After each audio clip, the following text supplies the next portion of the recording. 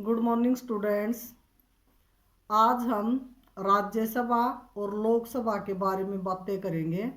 राज्यसभा का निर्माण कब हुआ, इसके लिए कितने सदस्य होते हैं, राज्यसभा में कितने लोकसभा में सदस्य होते हैं।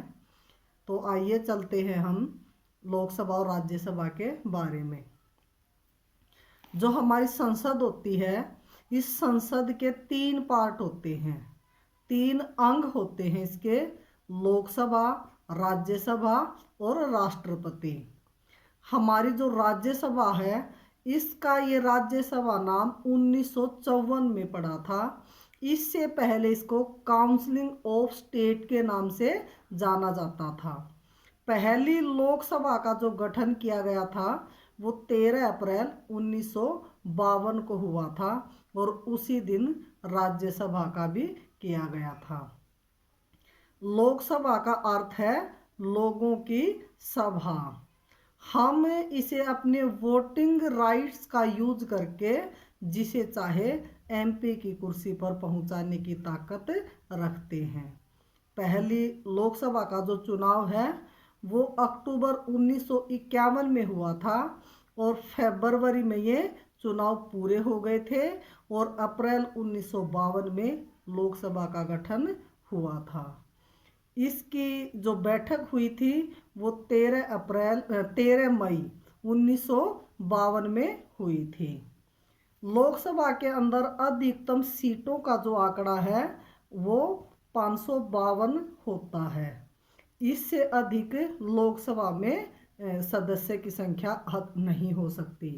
किसी बुक्स में 550 लिखा हुआ होता है, किसी बुक्स में 545 प्लस 7 लिखा हुआ होता है, किसी में 543 प्लस 2 लिखा हुआ होता है, किसी में 530 प्लस 20 प्लस 2 लिखा हुआ होता है। ये अपनी अपनी जगह पर सभी सही होते हैं। 552 अधिकतम होते हैं, इससे ज़्यादा हो नहीं सकते। इसमें 550 जो है लोकसभा के सदस्य होते हैं और 2 को मनोनीत किया जाता है।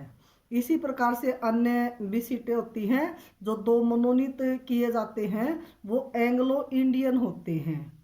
अगर 543 जो सदस्य चुन करके गए हैं उसमें से एंग्लो इंडियन कोई भी न हो और मंत्री परिषद की सलाह पर राष्ट्रपति को ये लगता है कि इसमें एक भी एंग्लो इंडियन नहीं आया है जबकि आना चाहिए था, तब ऐसी स्थिति में राष्ट्रपति 2 एंग्लो इंडियन को मनोनीत कर सकते हैं। जो एंग्लो इंडियन है वो ऐसे भारतीय होते हैं जिनका मूल कहीं न कहीं अंग्रेजों से जुड़ा हुआ होता है। या तो उनके पिता अंग्रेज थे या उनके दादाजी अंग्रेज रहे होंगे और उनकी जो माँ है वो मूल रूप से भारतीय रही होगी। उनको एंग्लो इंडियन कहा जाता है। लोकसभा का जो वर्णन किया गया है वो आर्टिकल 81 में किया गया है, लेकिन वहाँ पर एंग्लो इंडियन का वर्णन नहीं किया गया है। एंग्लो इंडियन का जो वर्णन किया गया है वो आर्टिकल 331 में किया गया है, जिसमें 2 मनोनीत किए जाते हैं। इनके पिता पहले जैसे मैंने बताया है, या तो इनके पिता अंग्रेज हैं और इनकी माता भारतीय है। इनका जो वर्णन है इस बात के बारे में ये आर्टिकल 366 में है। और इसकी लोकसभा कौन एंग्लो इंडियन है, इसकी डेफिनेशन क्या है, ये आर्टिकल 366 में लिखा गया है। लोकसभा निम्न सदन है और राज्यसभा ऊपरी सदन है। लोकसभा के सदस्यों की जो आयु है वो कम से कम 25 वर्ष हो सकती है और राज्यसभा के सदस्यों की जो अधिकतम आयु है, कम से कम आयु है, वो 30 वर्ष तक होती है। जैसे लोकसभा के जैसे मैंने बताया कम से कम आयु 25 वर्ष होती है। सदस्य संख्या अधिक से अधिक 552 हो सकती है, ज़्यादातर 545 जो है वो होती है। आर्टिकल जैसे मैंने पहले बताया है आर्टिकल 81 में लोकसभा के सदस्यों का वर्णन है, लेकिन मनोनीत का वर्णन वहाँ पर नहीं है। एंग्लो इंडियन का जो वर्णन है वो 331 और 366 में है।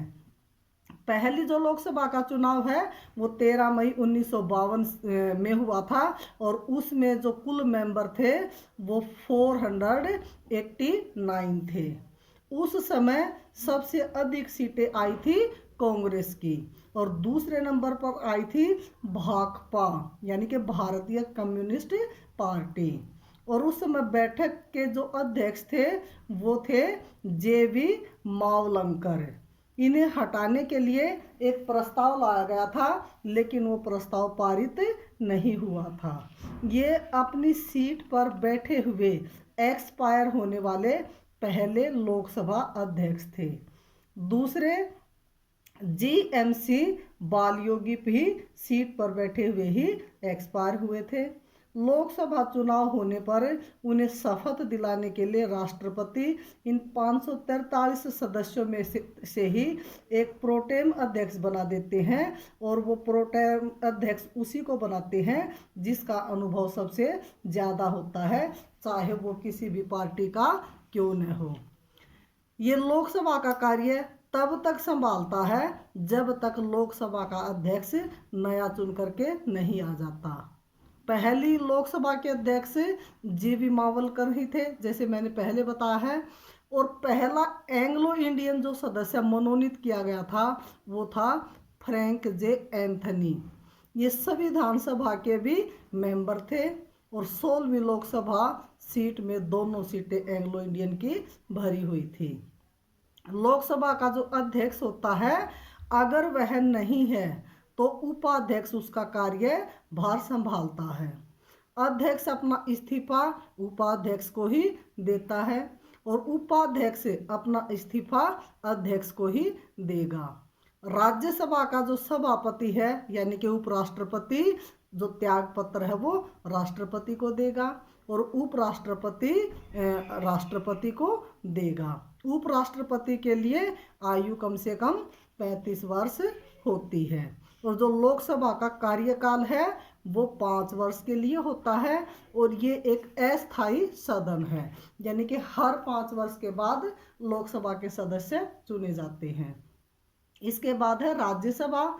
राज्यसभा के लिए सदस्य चुनने के लिए कम से कम जो आयु है वो 30 वर्ष होती है और इसमें सदस्यों की संख्या अधिक से अधिक 250 मानी जाती है होती है और 245 में प्राय पाए जाते हैं जिसमें 233 प्लस 12 का आंकड़ा होता है यानी कि ये 233 जो सदस्य होते हैं ये हर राज्य को दर्शाने के लिए हर राज्य से अलग अलग होते हैं और जो 12 सदस्य होते हैं वो अपने अपने फील्ड में महारथी होते हैं, अपने अपने फील्ड में वो योग्य होते हैं। ये ज़्यादातर 4 क्षेत्रों से आते हैं, विज्ञान, साहित्य, समाज सेवा, कला। और राष्ट्रपति मंत्रिपरिषद की सलाह से इनको मनोनीत करता है। खिलाड़ी भी कला के अंदर ही आते हैं क्योंकि खेलना भी एक कला है, इसलिए यहाँ पर खिलाड़ियों को भी मनोनीत किया जाता है। राज्यसभा का जो वर्णन है वो आर्टिकल 80 में किया गया है और आर्टिकल 83 में 12 मनोनीत करने वाले सदस्यों का जो वर्णन है वो किया गया है। यहाँ पर काम संभालने वाला सभापति होता है। अगर ये किसी कारण से नहीं है तो उप सभापति वहाँ पर कार्यभार संभालता है। सभापति राज्यसभा का मेंबर नहीं होता, उपराष्ट्रपति ही इसके पदेन सभापति होते हैं। जो राज्यसभा है वो एक स्थायी सदन है। राज्यसभा के कार्यकाल के बारे में संविधान के किसी भी अनुच्छेद में कोई वर्णन नहीं किया गया है। राज्यसभा के 1/3 सदस्य प्रत्येक 2 वर्ष के बाद रिटायर होंगे। ये प्रोसेस 1952 में राज्यसभा के जो सदस्य आए थे उनको 1954 में लॉटरी सिस्टम से 1/3 सदस्य रिटायर कर दिए गए थे और उनका कार्यकाल हालांकि उस समय 6 वर्ष नहीं हुआ था।